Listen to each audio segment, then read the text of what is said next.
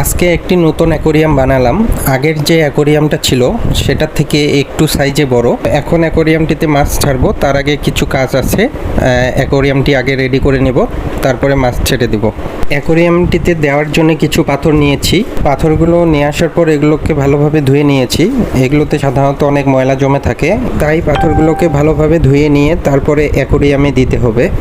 আমি পাথরগুলোকে ঢেলে দিচ্ছি।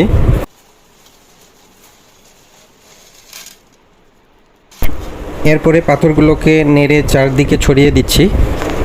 পাথরগুলো ঢালা শেষ, এরপরে ট্যাঙ্কের মধ্যে পানি লোড করছি। মোটরের পাইপটি ঠিকঠাক মতো বসিয়ে নিলাম, এরপরে মোটরটি চালু করে দিলাম, পানি লোড হচ্ছে।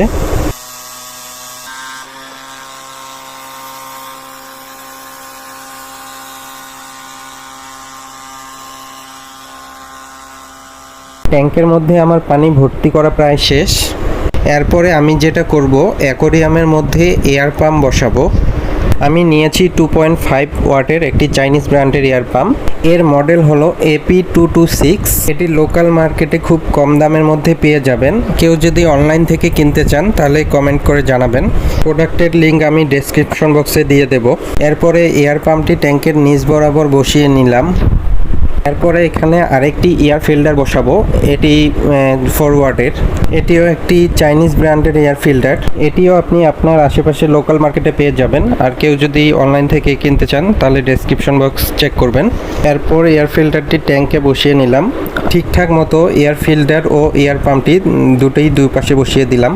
এরপরে কারেন্টে সংযোগ দিয়ে দিলাম। এয়ার ফিল্টারটি চালু হয়ে গেছে, সেই সাথে এয়ার পাম্পটিও দেখা যাচ্ছে, সেটিও ঠিকঠাক মতো কাজ করছে, সুন্দর বাবল বের হচ্ছে।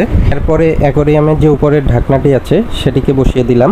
এখন দেখতে বেশ চমৎকার লাগছে। আমার অ্যাকোরিয়াম পুরোপুরিভাবে রেডি মাছ ছাড়ার জন্যে।